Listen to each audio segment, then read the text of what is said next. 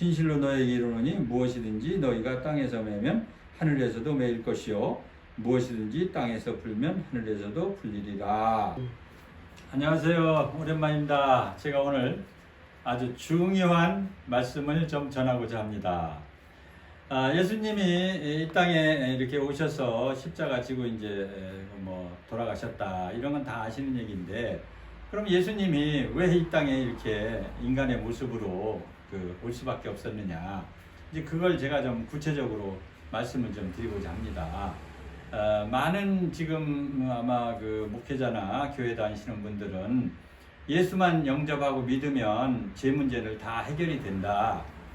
과거, 현재, 미래까지도 다 해결이 된다. 이렇게 주장하시는 분들이 있더라고요. 그래서 제가 좀 아는 지식으로는 너무나 이제 어처구니 없는 말씀을 하셔서 그런 말씀이 성경에 전혀 없는 얘기는 아닙니다만, 저는 이제 선한 목자 영성 연구원을 하는 원장 입장에서 예수님의 말씀을 깊이 이제 연구하고, 또 제가 하나님께 또 이건 이렇습니까? 저건 저렇습니까? 또 물어도 보고 이렇게 하다 보니까 예수님이 이 땅에 오신 목적에 대해서 많은 분들이 좀 너무 쉽게 이렇게 거저 먹으려고 하는 그런 부분이 있더라고요. 그래서 사실 예수님이 이 땅에 오신 것은 우리 인간의 어떤 죄 문제, 이거를 좀 해결하시려고 온 건 맞습니다.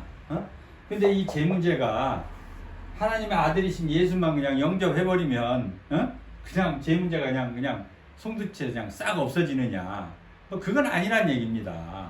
그래서 사실 어떻게 보면 이제 많은 분들이 이렇게 희자되고 있는 구원파가 이제 그런 걸 많이 주장하나 봐요. 그래서 예수 영접만 하시오, 그러면 모든 죄를 사함 받습니다. 이렇게들 얘기를 하시는 거예요. 근데 사실은 구원파라고 하는 그분들만 그런 게 아니라 한국 교회 전반적으로 그냥 예수만 믿으면 죄 사함을 받는다, 그냥 구원된다, 이렇게들 믿고 있어요. 그래서 제가 그 부분이 너무 중요하기 때문에 오늘 심층적으로 제가 말씀을 좀 드리고자 합니다. 우리 하나님과 인간 관계를 막는 건 죄인데, 죄는 제가 봤을 때는 한 세 가지 종류가 있습니다. 첫째는 이제 하나님과 예수님을 믿지 않는 죄. 그게 이제 첫 번째 죄죠. 그래서 그거는 여러분들이 다 아시다시피 우리가 예수를 영접하면 그 죄 문제는 해결이 됩니다. 근데 문제는 두 번째는 이제 우리가 어떤 공동체를 이제 살지 않습니까? 어떤 정부를 구성하고 나라를 구성해서 살아가는데, 미국이라는 데는 미국 법이 있고, 한국에는 한국 법이 있고, 각 나라마다 법이 있습니다. 근데 그 법이 있는데, 우리 하나님과 예수를 믿는 사람들은 그 법을 잘 지켜야 된다는 얘기입니다. 그래서 그 법이라는 것이 이제 이스라엘 백성들한테는 율법이라고 얘기를 했죠. 10계명을 모법으로 한 이제 여러 가지 이제 법률이 있었는데, 그걸 통틀어서 이제 율법이다 이렇게 얘기를 한 거예요. 그러면 한국 사람들은 한국 법이 있는데 그 모법이 뭐냐면 헌법입니다. 헌법에다가 각종 법률이 있어요. 사실 우리 예수 믿는 사람들은 율법을 이제 우리는 이스라엘 백성들이 지켜야 되는 율법은 지킬 필요가 없지만, 한국 사람으로서 한국 법을 잘 지켜야 되는 그 부분이 있습니다.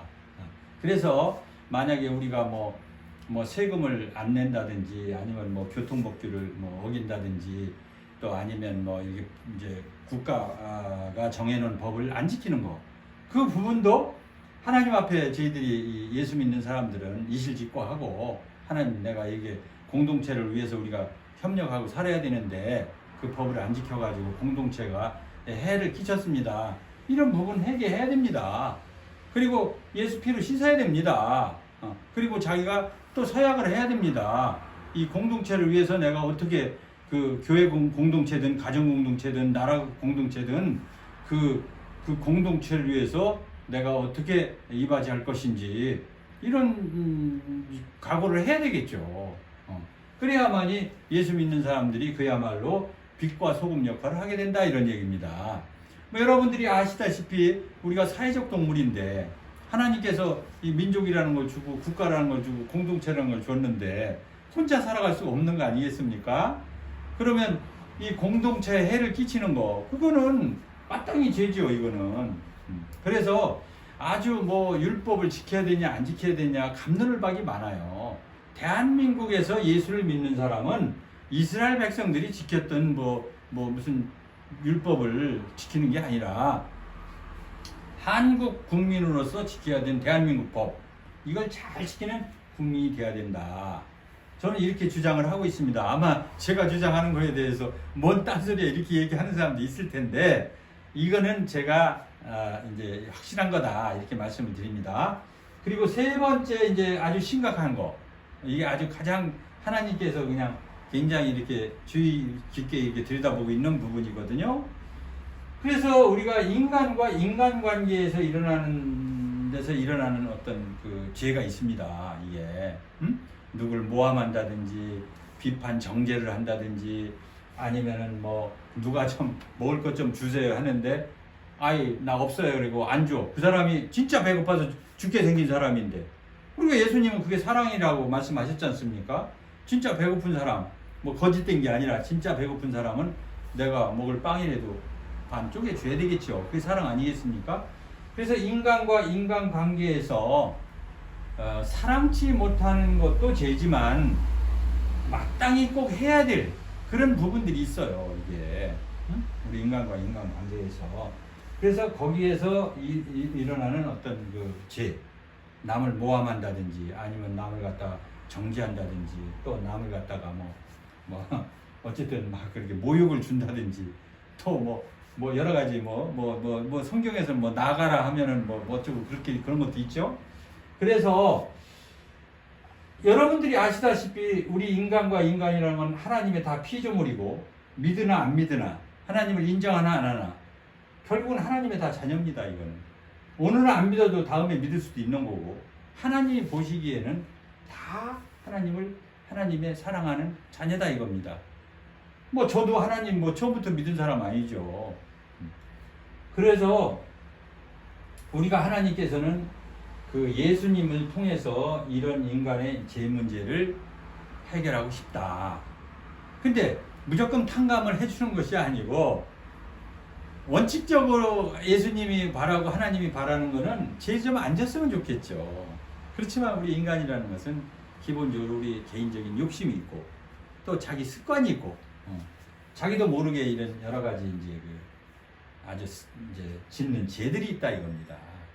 그래서 특히나 이게 예수 안에 있는 분들, 이런 분들은 진짜 이 자기 죄 문제에 대해서 심각하게 생각하고 매일매일 점검을 하셔야 됩니다.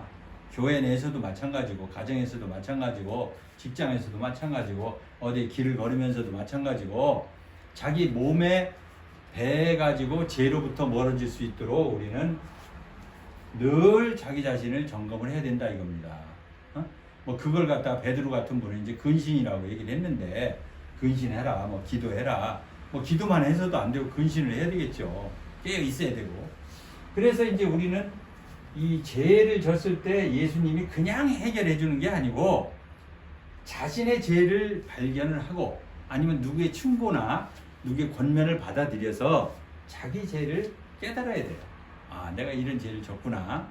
그래서 하나님께 고해야 돼요. 죄를 진 거에 대해서. 하나님, 제가 부식 중에 아니면 제가 저 욕심 때문에, 제 자존심 때문에 누구를 미워했습니다. 누구를 갖다가 욕했습니다. 하나님 용서하여 주시옵소서. 하나님, 그리고 다시는 제가 그런 죄를 짓지 않겠습니다. 하나님께 약속을 합니다. 그래서 저로 인하여 상처받은 그 영혼 하나님 축복해 주시옵소서. 그리고 하나님, 다시는 제가 이런 죄를 짓지 않겠습니다. 한번 용서해 주시옵소서.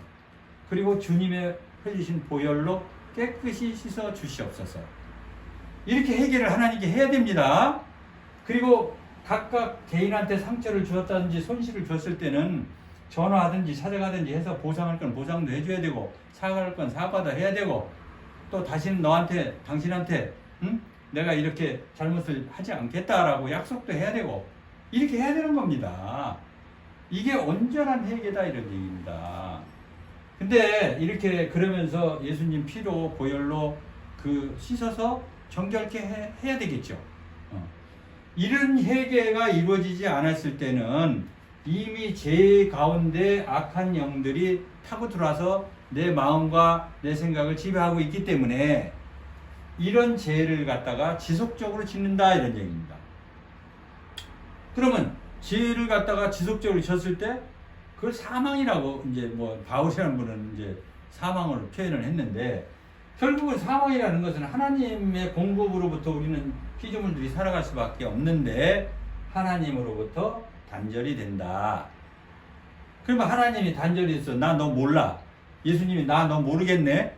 그러면 이분이 그런 죄 가운데 사는 많은 죄 짓고도 뻔뻔하게 산 사람이 이 사람이 어떻게 하나님의 자녀로서 권리를 주장하며 살 수가 있겠습니까?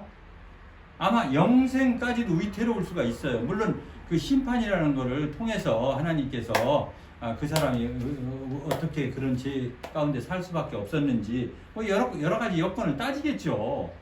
우리가 뭐 이 세상 죄를 판단하는 그 법정에서도 그 사람의 여러 가지 상황을 뭐 변호인 얘기도 듣고 뭐 그 본인의 그 증언을 통해서 참작을 해서 이제 죄를 몇 년 형을 구형하고 때리지 않습니까? 마찬가지로 뭐 하나님께 우리는 그 이제 그런 심판대에 서겠죠. 그런 죄 가운데 사는 사람들은. 그래서 뭐 그건 하나님 권역이에요.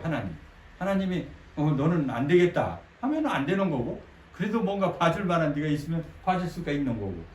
그래서 우리는 예수님께서는 하나님의 그 자녀들을, 특히나 예수 믿는 사람들을 하나님의 자녀답게 거룩하게 한 점의 흠도 없이 살기를 바란다 이런 얘기입니다. 그래서 예수란 분이 이 땅에 오게 됐다. 그래서 사역을 하게 됐다. 구체적으로 죄에 대해서도 또 설명도 해주고 또 어떻게 살아갈 것도 안내도 해주고 예수님이 다 그런 일을 하셨죠. 예수님이. 그래서 그런 회개를 철저히 했을 때 나한테 다가온 그런 악한 영들이 집을 못 짓고 떠나가게 된다 이겁니다. 그래야 내 마음이 상쾌해지고 마음이 편안해지고 아주 평안해지고 이래서 하나님께 영광을 돌릴 수가 있다는 얘기입니다. 근데 만약에 이런 회개 같은 것이 제대로 안 이루어졌을 때는 내가 죄 가운데 있지 않습니까? 그러면 당연히 악한 영들이 나한테 함께 하겠죠. 그러면 집을 짓죠.